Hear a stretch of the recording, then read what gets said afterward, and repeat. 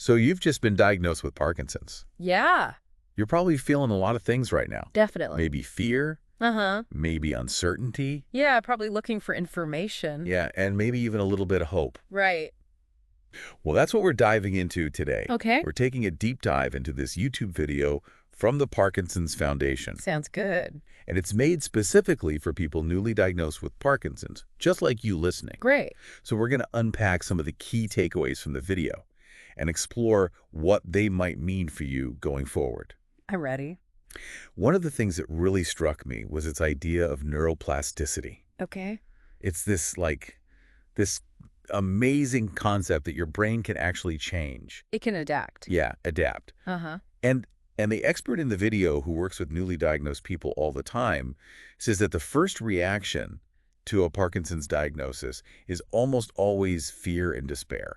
Yeah, it's pretty much universal. It's a big thing to hear. It is. It is. It's a lot to process. It is. But thankfully, the video doesn't just dwell on the initial fear. No. It actually shifts to this, really hopeful and empowering message. Right. The expert really emphasizes that Parkinson's is not a life sentence. Okay. There are things you can do to positively impact how it affects you, how you live with it. Right. And that's where neuroplasticity comes in. Exactly. Okay. So for our listener, someone who's just hearing this word for the first time, Uh-huh. how would you explain neuroplasticity? Like in simple terms. So imagine your brain is like a garden.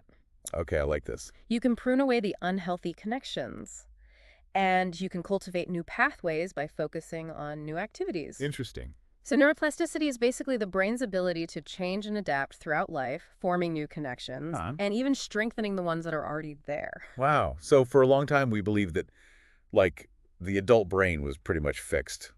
This is it. Yeah, that's what we used to think. But now we know that's not true at all. Not at all. The brain can actually physically grow. Amazing. It can form new pathways, new connections, and it can even activate genes that we thought were dormant, like they were sleeping. But no, we can wake them up. It is incredible.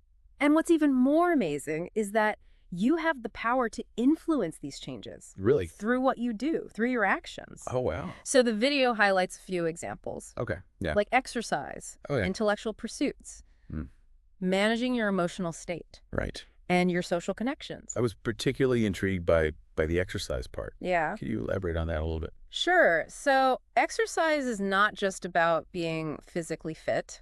Yeah, it's good for you. We all know that. Right. But it can actually stimulate your brain to produce more dopamine. Dopamine. Which is a neurotransmitter that is very important for movement. And it's actually something that people with Parkinson's are deficient in. So it's like giving your brain, a boost. Right. So by exercising regularly, you're not only improving your physical health, but you're also helping your brain. Okay. So it's not just about feeling good. No. There's actual evidence. There is scientific evidence. That these activities Yes. can directly impact your brain. They can. And how your brain manages the Parkinson's. Exactly. Okay, so exercise is one. Mm-hmm. What about the intellectual things like learning a new language, Okay. doing crossword puzzles? Yeah, so those kinds of mentally stimulating activities force your brain to create new pathways and connections. Yeah. It's like you said, It's like building new roads in that garden we were talking about. Right. Allowing information to flow more freely. So that can help compensate for some of the challenges that Parkinson's presents. It can. And that's really what I find empowering about all of this. Is this idea that, you're not just sitting there passively, receiving this diagnosis like, oh, this is it. No, you actually can actively participate. You can. In shaping how your brain responds. That's right. And the video uses a powerful quote from Michael J. Fox. It's a really good one. Yes, it is. He says, "I have Parkinson's disease, but it doesn't have me." And it's so true. It's about recognizing that while Parkinson's is a part of your life, it doesn't define you. Exactly. So knowing what we now know about neuroplasticity, Yeah. about how much control we actually have, what steps are you inspired to take? Well, I think it's important to remember that the Parkinson's Foundation website mentioned in the video, Okay. it's a really great resource, and it has a wealth of information Okay. to help you on your journey. So check it out and keep learning. Keep those brains active. Absolutely. Thanks for listening. See you next time. Bye. Bye.